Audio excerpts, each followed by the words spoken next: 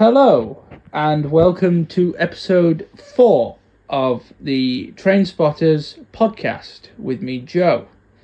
It's been quite a bit since our last episode. It's been a couple of weeks now.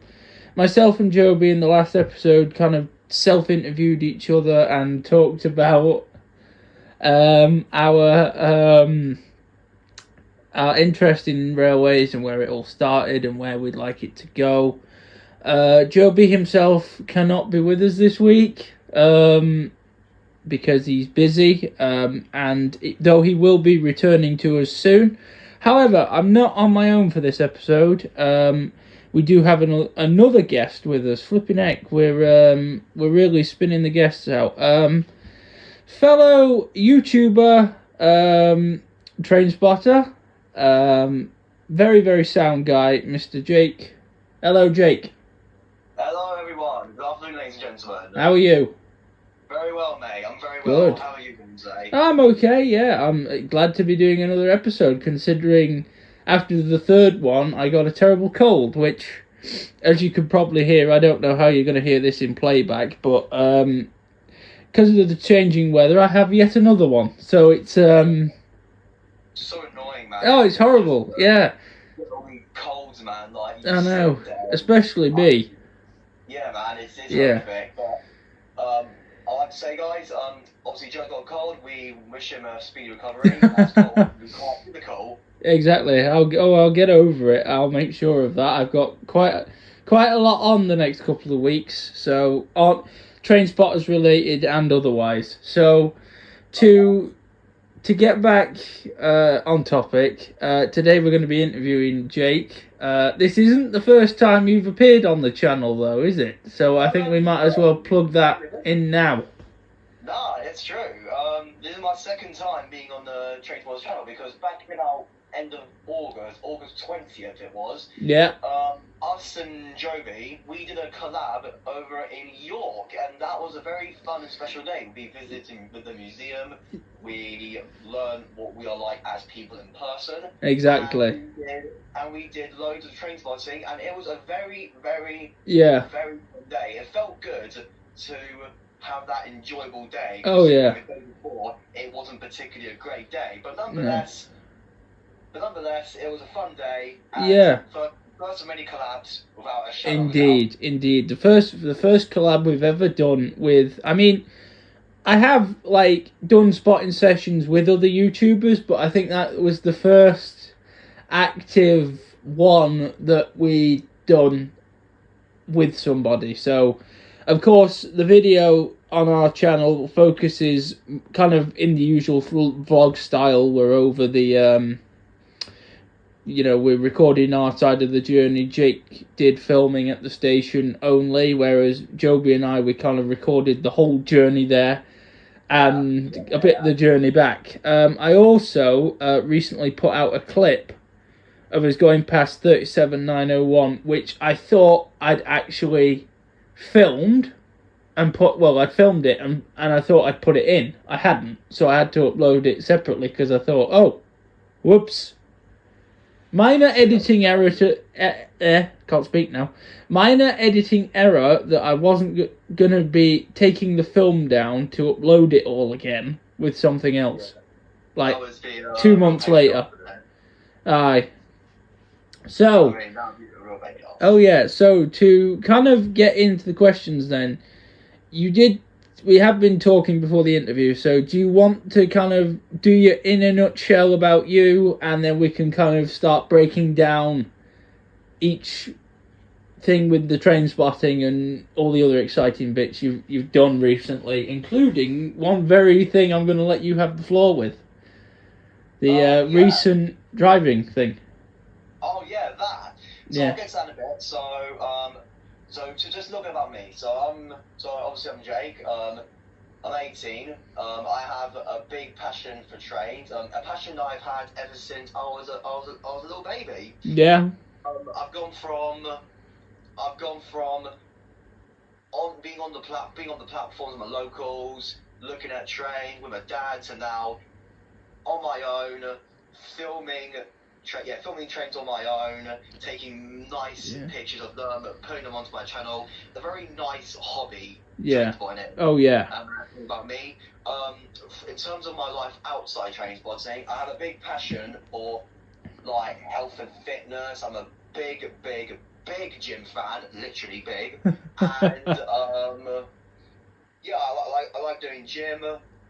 And I also am quite interested in the catering industry. Yes. I'm currently doing a front of house course at my college, and it's very fun. It gives me an opportunity to learn new skills.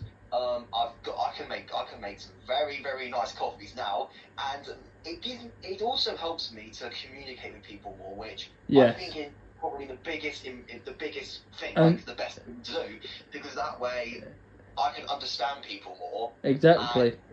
It can give me the opportunity to make as many people as I can all feel welcomed, liked, and wanted and heard. And give you a lot more confidence. Yeah. That way we'll feel equal. Well, I can say that you've taken quite a big step coming on the podcast. I mean, I know this initiative has literally just started not even a month ago, and we have already had one guest on and everything, but I thank you for obviously agreeing to come on and be interviewed. So, my first question then, you did mention kind of where your love of trains started. It started from you being small, well, kind of like me, you know what I mean? Yeah. So do you want to kind of, you don't have to be like, you go back to the beginning, or you can just kind of do the past couple of years, like where did it all start for you?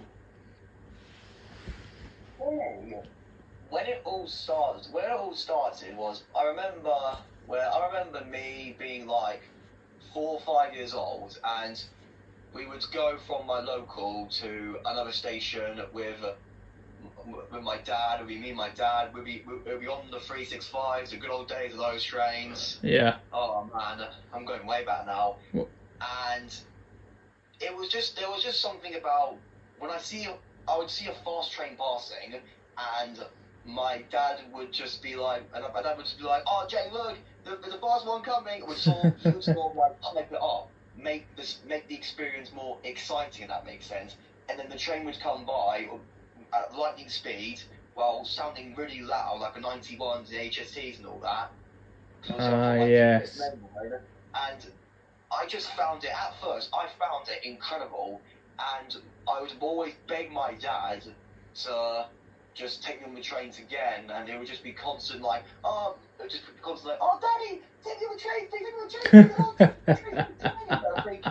I think it drove him nuts at one point, because he likes train, but not as much as I always have. So. And he told me one time, actually, I reckon I spent millions on train tickets. Probably. I mean, it's probably back then it was probably a bit cheaper than it is now, kind of as of right now. And again, like I've said before, this isn't a politics podcast. I'm not going to start throwing politics around. But the expenditure of train tickets does need to come down a little bit, considering some of the distance some train spotters go. Like I say, the furthest I've been currently, I think, is York. I think York's further from me than Crewe is. I've heard the same for me as well. The furthest I've been on my own is York. And go from where I need to go, from my local to York, even with my disabled rail card, because I have autism and ADHD. Jesus Christ. I know, but it does slice a bit off, doesn't it? Robbing bunch of. I know. Yeah. But yeah, we'll save the political slander for the the TOC's episodes, because I will be gathering thoughts on that. But that's an episode down the line. Down the line, pun intended. So you'd say then your dad was a railway enthusiast. So it's kind of come from your dad then, your love of trains. Or Or is it more a self thing, like with me? More it's more of a self thing, but my dad would sort of make it like more exciting for me. Well, that's good. The hype up with the train with like the trains passing by, and he is interested still in trains. Like he's in like he really likes the pictures I take. Oh yeah. You know, and yeah, basically it's just sort of that. But nowadays he just sort of like just does his own thing really. But much love to my dad. He's an absolute legend. Yeah. Same thing for my mum as well. Same thing for my whole family in general. Shout out to my whole family. I love you all so much. You guys are absolute legends. Okay. Well, thank you for that. My next question then, as I'm going to ask, because this is kind of a question I've been asked myself. When did it all kind of take off on YouTube? Like, when did you suddenly seize the opportunity to make a channel and just start throwing out content? Obviously, you know my story with it. It was a lot of personal loss that kind of gave me the drive to use that energy. Yeah, but obviously we'll have an episode about that for like 5 years or 10 years. It doesn't need to take the floor today. So, go on, fire away.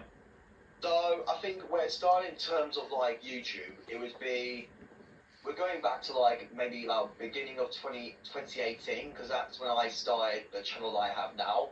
Yeah. My brother had his own YouTube channel, and he was doing really well, and he's doing well now. Yeah. And that sort of like that inspired me to make my own channel. Yeah. But not in a good way. Like, I got extremely jealous because it's just not a bad way, not a feelings to him. But it was a bit of like competitive rivalry, if you will. Yeah, it was basically fun, banter, competitive rivalry. There's no bad blood between me and my brother. We get on great. That's good.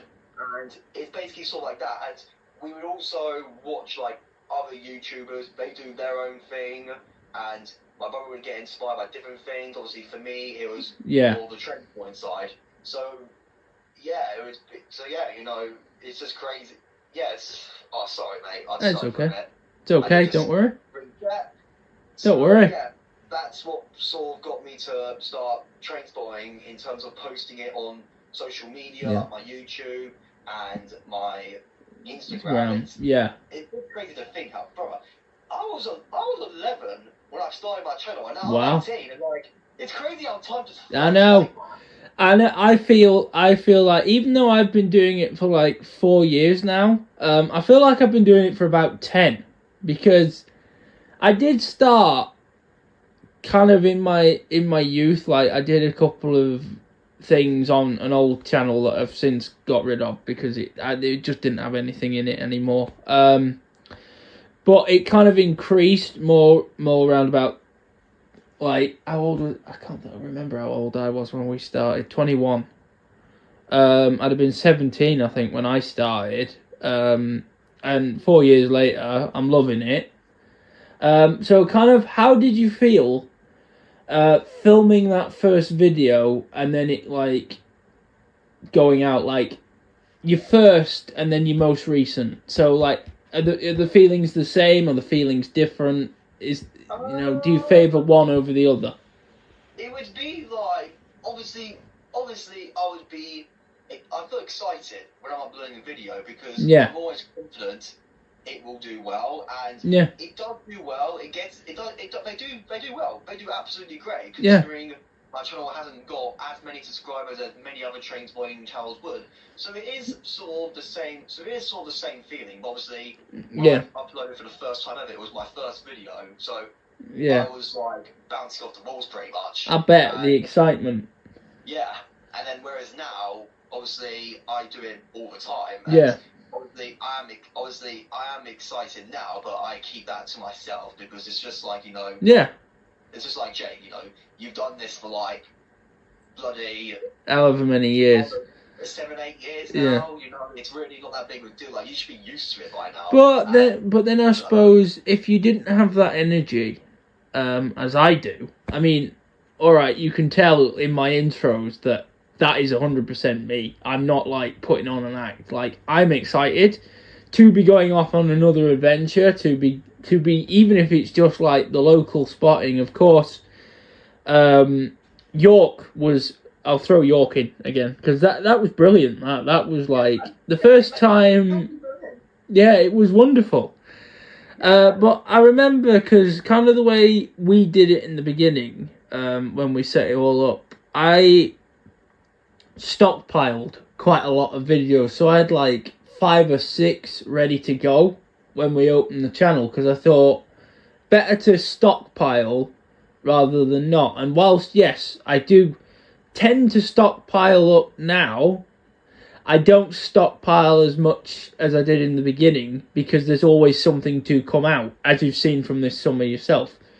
But I can see you wanting to keep that energy for you. You know what I mean? It doesn't matter because if you didn't have the energy for it, you wouldn't be throwing videos out left, right, and centre every time you do one. Yeah. And obviously where you're based, because you're on the East Coast, you get a lot of traffic that I don't see unless I come over to York. And usually I come over to York, like, I've been over twice this year now, and I am hoping to get over again. Maybe not this year, next year now probably. But yeah, so you're kind of in a different area. So then, speaking as someone that's based on the West Coast and sees a lot of like Avanti and the like, coming over to the East Coast and getting a taste of what spotters, yourself and everyone else that's based on the East Coast, they get, getting that taste makes you realise that heck, it's nice to go over to the other side of the country and see how things are run over here. Absolutely, man. You're bang on. Yeah. You're bang on there. You know, it's great to see. It's great to transport. It's great to transport anywhere. Yeah. But I like transport on the East Coast of Mail, and obviously I love it. You know, seeing the 180s, you know, blasting past by, and they sound like literal like jets or like Formula One race cars. The 180s, but the 91s are just a whole new level of just beast, absolute beast. I love those trains. They're my all-time favourites. Well, let's hope they can, grapple on a little bit longer, because obviously now all the HSTs have gone, barring Scotland. I think Scotland's the last place to actually have them, and I think Great Western have still got a few of their castle sets left, but let's hope the 91s can actually hang on a bit longer than their predecessors have. Well, they should be able to hang on longer because I have read information online. The 91s are due to stay with LNER until at least 2027 or 2028. It will be around then where they'll then retire from service, and the new CAF 897 trains will be coming in to replace them. It will be 10 car sets. What's that? SAF are building them. Yeah, SAF, CAF. Oh no. They might spend more time in Bounds Green. Oh no. By engineers. Well, yeah, that's what's happened over here with the Northern 195s. Yeah, but again, wait till we do the TOCs episode. SAF are gonna get a ripping, literally, from me. I don't abide them at all. I hate them. Do you know what, mate? It's that. Oh no. I know. Oh no. Oh my god. Oh, I love that. Oh. Are you ready for the next question? Yeah, I'm ready for the next question. Right, okay. So obviously this year you've done quite a few places. I have tried to keep up with yours, but obviously I don't always get a lot of time to tune in. But that's more because all the summer I've been editing all summer long. Yeah. No, I get that. So kind of, you've done Doncaster.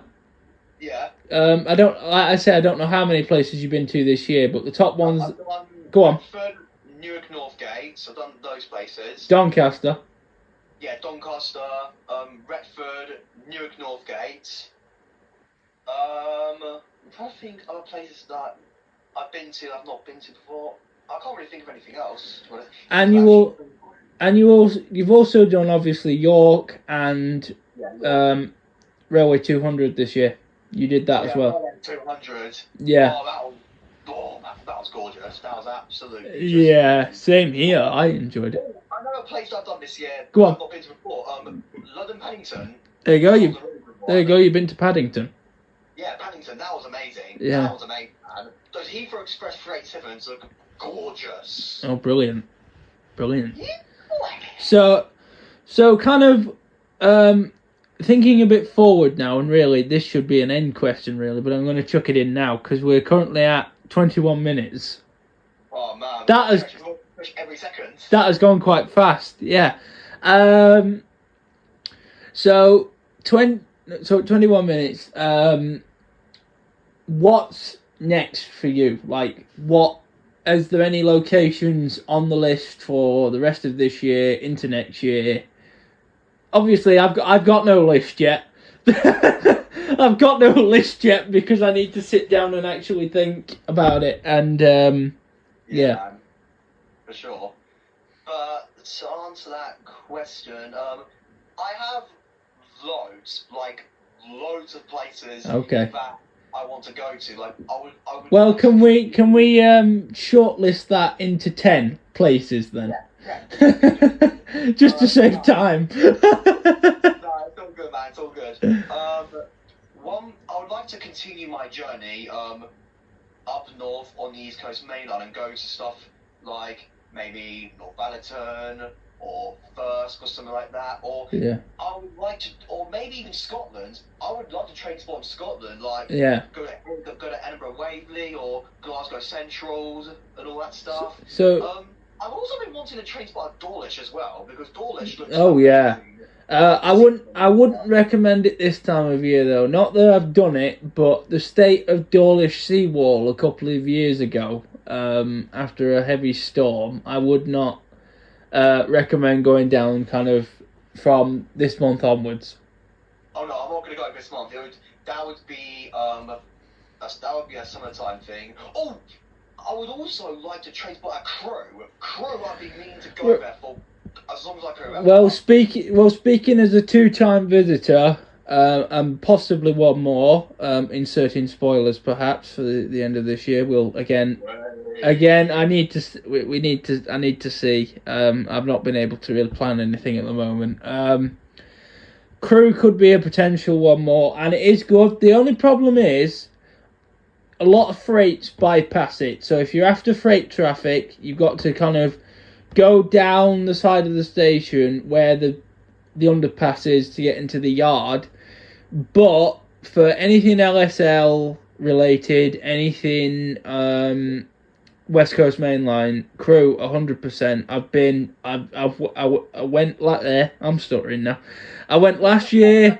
I'm getting old. That's what it is. I'm losing my marbles. I went last summer.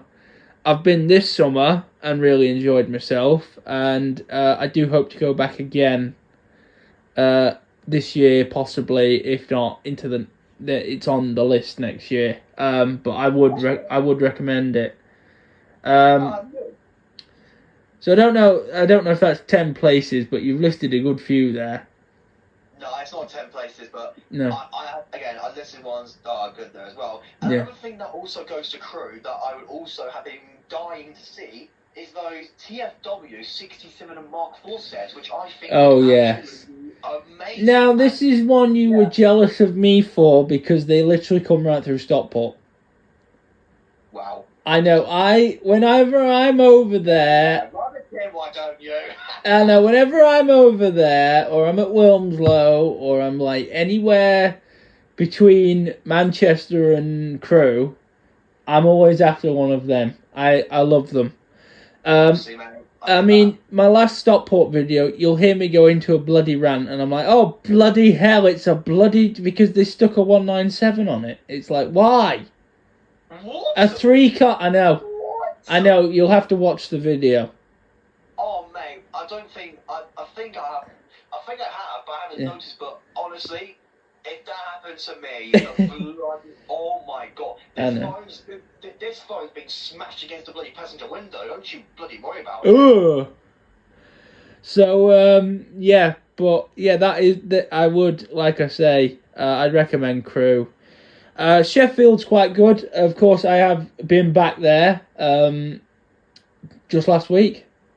It was a week ago today. I went to Sheffield. No, fair enough, man. Yeah, Sheffield. Yeah, I'm definitely interested in going to Sheffield. Now that I've watched you and your Sheffield video, that's definitely a good one to go as well. Another station that I've also been wanting to go to as well is London Marylebone. It's where the Chiltern Railway.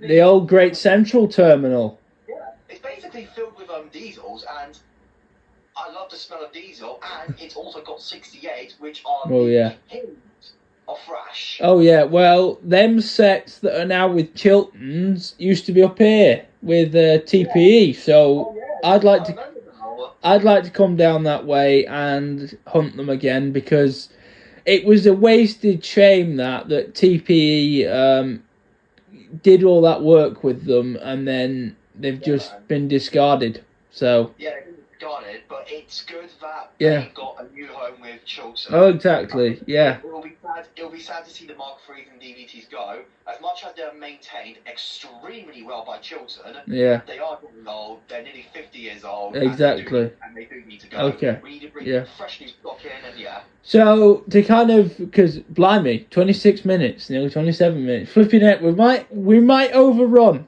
We might overrun, but like I said to you, I don't mind if we overrun by a couple of minutes. There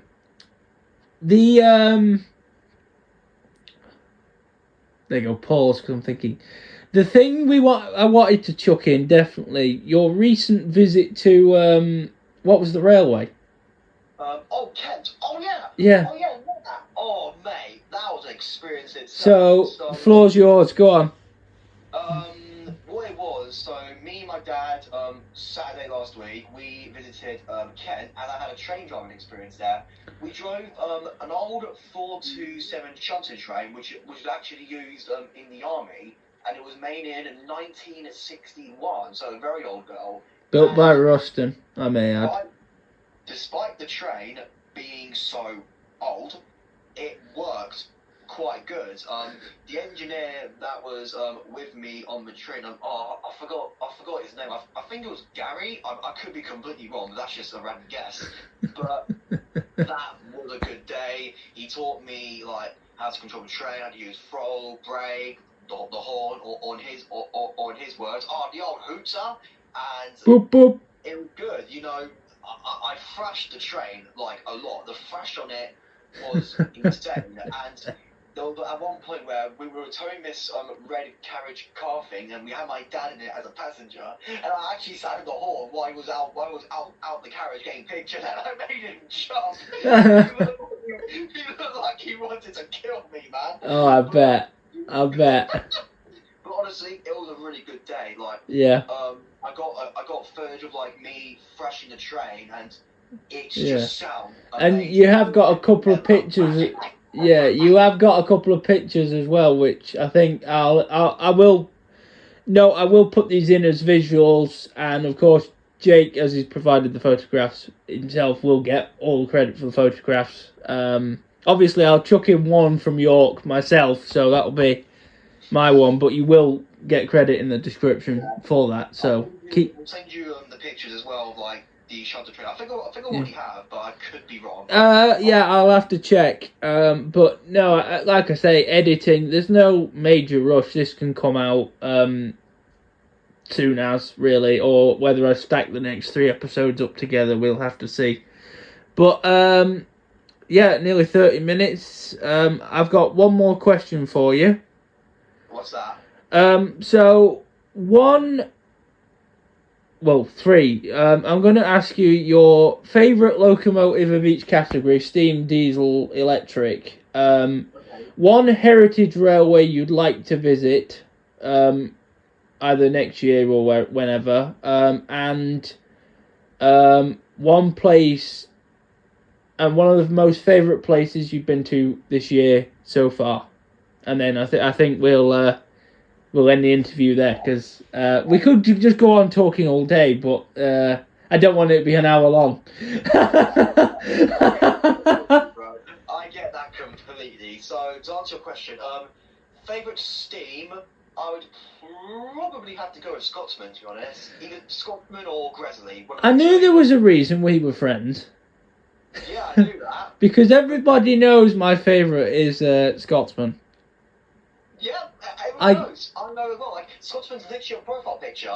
But, yeah. To continue the question, my favourite diesel, I have to go for a 68, man. Honestly, the thrash is insane, and I just love them so much. So diesel. Have you got a favourite vintage diesel, kind of BR era as well? You can chuck that in there. So you've done a modern diesel. Era? Yeah. I would probably go with, from BR era, probably.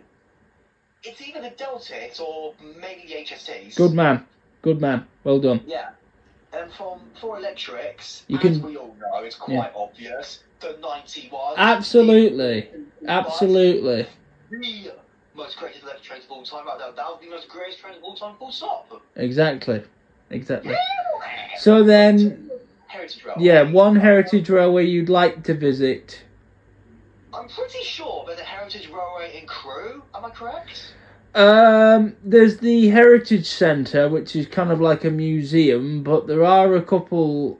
There's none, I think, near Crewe. I think there is one more Derby way.